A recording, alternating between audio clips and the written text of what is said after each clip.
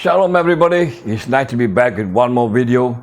Real stories, real people, real testimony.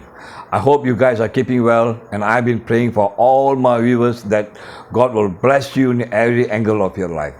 I want to take this time to thank some friends who called me, who thanked me, who encouraged me, and the same time to Brother Abel Anthony, who watched all my video and called me. Then he told me his desires of his heart. He too wanted to make videos to help people. So I gave him some tips. He's now on his way making videos, helping people. I pray that, Brother Abel, your videos will be a great blessing to others. Okay guys, today I want to take you out to a journey. Now let's go into the sports world. I want to take you and tell you a real story about a great boxer. It's no other than George Foreman, who became world heavyweight champion 2 times. George actually never had a good childhood. He was a dropout kid. His background was not good. He's from a broken family. There was always not enough in his family. George had some bad habits. He loved to mock people. That means he liked to steal people. He and his friends will walk in the streets. Whenever they see people are walking alone, they will push them down. They'll steal their purse, whatever belongs, and they'll run away. This is what George used to do. One day, while he was mugging people, the police came at the scene. He got so frightened with his friend, they all ran so fast. George hid underneath one of the houses nearby there. He was hiding underneath there. At that moment, he remembered what his mom used to remind him. The mom used to say, nobody ever will be a thief in this family. No one ever be a thief in this family. That's what the mom will always remind her children. And George remembered that. Actually hurt him so much that he realized he became a thief. He promised himself from that day onwards to stop do that, to stop stealing. And he was true enough, and he was lucky enough. Police didn't catch up with him. And he went back home. Later, George got enrolled in Job Corporation. Job Corporation is the organization run by the Labor Department of America, where they give free education, give them vocational training where they can stay there, free food to help poor children, equip them with skills so that they can have better future. George enrolled there. George was staying there, but he had another bad habit there. He loved to bully people. Although he was learning carpentry and mason job, he loved to bully people. He was big size. They call him the Big George. One day, students there was watching TV. There was a boxing match going on in the TV. It was Cassius Clay who was fighting. Then the students turned to George and they told George, why not, George, be a boxer? You will be a great boxer. George took it serious. He found a coach, an in-house coach. He got himself admitted. But he never knew it was a beginning of a journey in his life. He trained so hard there. He was having little fights there. He was winning fights in the in-house fights and district fights. He was a good fighter. He loved it. And one day, the coach advised him. The coach told him, Olympic was around. Olympic was about to held in Mexico City, so he advised George to take part in it. So George went into that fight. He went training hard. He was selected in the American team. He went for Olympic, where he need to fight other fighters from different nations. He started the fight. He win all the fight one by one. He knocked others down in 2 rounds. It was always a knockout fight until he need to come to the final, where he was facing a great fighter from Russia. Russia was producing great fighters at that moment. And this fighter was more experienced, stronger than George, but George needed to face him. The fight took place. It was a 2-round fight, and George knocked him down, and he won the gold medal. George came back to America with gold medal hanging on his neck. He was walking around with the medal for 2 weeks. But George actually doesn't want to go on fighting. He just wanted to get back to work, get himself a job and make a living. But then later on, many coaches saw his potential. They tempted him with money. George is a guy. He believes you need to make money to live in this world, a lot of money. For him, God was only for poor people. When you are divorced, when you lose your job, when you have your problem, then you call God. And he was not a church-going people. He was nothing. God was nothing to him. He limited God. But George carried on with his journey in boxing life. He took up offers He was training hard. He was fighting. He was winning fight. He was famous with his knockout fights. And then came a day he had to go for the big fight. And this fight was with Joe Frazier at that time. Joe Frazier was a great fighter. They call him the Smoking Joe because Joe Frazier would charge you like a bull. And George Foreman took the fight.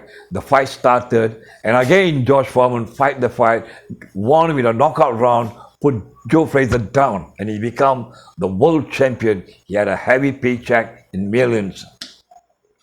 Later again, promoters came. There was a famous promoter, Don King, approached George again and said, "This time we're going to pay you in US 5 million. It's going to be a big fight." And George signed the agreement. The fight was staged in Africa. It was called Rumble in the Jungle. And George Foreman has to face Muhammad Ali, the all-time great. The fight started. George went into the fight. George was confident to win the fight. He hit Ali in the first round so hard. He hit Ali in the second round so hard.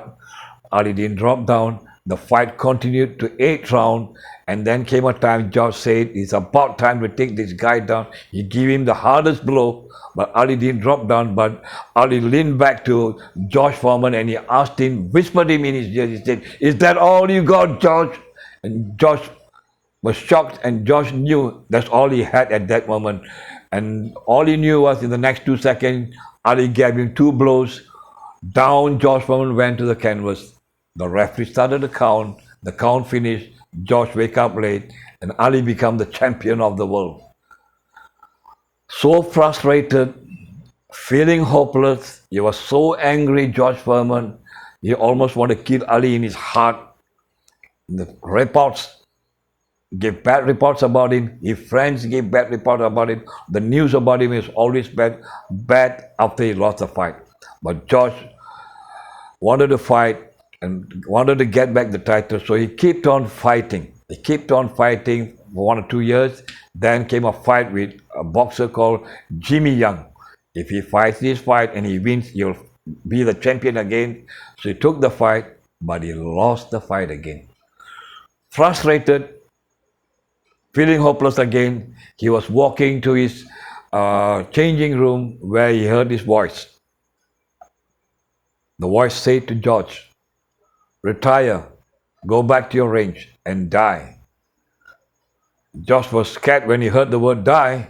He replied back to himself. He said, "I'm not going to die. I can still fight. I still can make money. I still can give charity. I can still donate my money." Then the voice said to him again, "I don't need your money. I need you." Immediately, George felt he was in a dark room. It was so dark and he was feeling very hopeless there. He was really feeling hopeless. Then he can see his savings, his money, whatever he had was in front of him crumbling down. He felt that. Then he said in his heart, "I don't care whatever I lose, but I still believe there's a God." When he said that, there was a big hand brought him out of the darkness. Then he was back. He can see his doctors. His personal doctor was standing beside. His trainers were beside. His helpers were beside him, standing there. He was crying. George was crying. He was hugging everyone. He said, "God loves you. Jesus loves you. Jesus loves you. I love you." He was hugging them. And then there was blood rushing out of his forehead. He was not hurt in the fight. There was blood in his hand. And then he was telling his doctor, "Jesus is inside me. Jesus is alive inside me. He is resurrecting inside me." He was telling the doctors, but the doctors called for the ambulance. He was admitted in the ICU. Later, when he was discharged from the hospital, George Foreman retired from boxing. He went into preaching. He was preaching in the streets. He was pastoring a church for the next 10 years.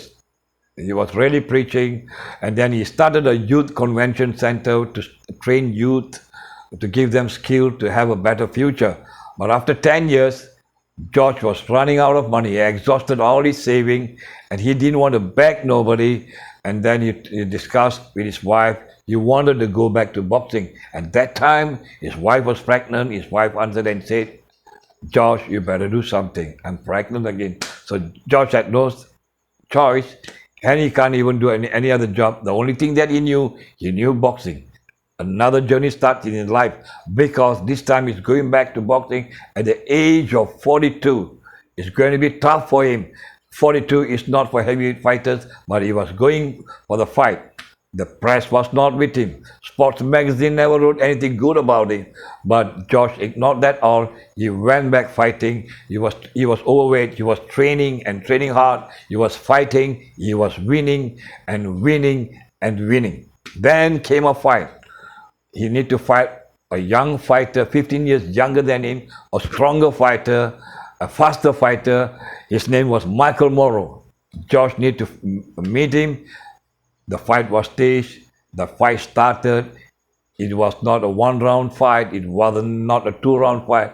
The fight lasted 12 rounds. Josh needed to work so hard to win the fight. In the 12th round, he took this guy out and he became the champion for the second time in his life. Not that all. He was the oldest fighter to win the title. He was 46 years old. Josh kept on fighting until the age of 50 and he retired. You see, guys, this is how God works in your life. When He comes back to you, when He reveals His plans to you, you can be old, but He still can achieve. Josh later became a businessman, an entrepreneur. He's a coach himself. He coaches people. He wrote a couple of books, best-selling books, and he travels the world giving his testimonies, telling his stories. He's a pastor to a church. He got 5 boys. All the boys are named George Foreman. They are same like the dad. They are not in the boxing, but then they train people, they coach people, they take up. You see how God has transformed that. And George is always smiling. He got a youthful look himself in his face that a company was attracted to that. They made a deal with him. This company manufactures grills to grill a burger or barbecue set. They call it grill. And they named it George Foreman's Grill. And they used George Foreman in the advertisement that in the year 2009, they sold more than 100 million units of that grill. You say how much of royalties that George Foreman earned, millions of that. He used this money for his ministry work. He started up, he continued with the Youth Convention Center with the help of his brother. It's gone big. And many youth, they trained them there. That's the life of George. Okay, friends, if you're out there, you think you have some strong talent inside you, a gifting inside you, take it out. Go for it. Let it be small. You may know to sing. You may know to write books. You may know to draw. You may like to do some skillful thing, craft, whatever inside your desires, take it out. Multiply your talent, and that's what God has been telling everyone. Multiply your talent, and God will bless you. But if you don't multiply it, God will remove it from you and give it to the guy who multiplies talent. Friends, I'd like to tell you my own story now. I got nothing to boast around. I have achieved nothing in my life. But if you are talking about failures, yes, I got so many. Failures and failures and failures.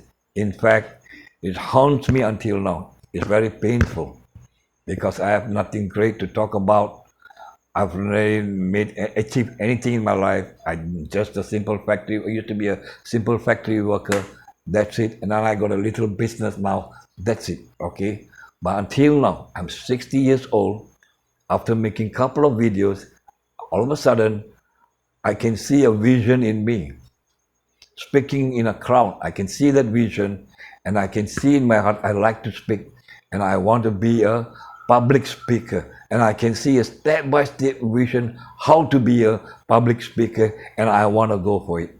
I don't care what people are going to say about me, whether they're going to laugh at me or they're going to discourage me. I'm not going to hear about it.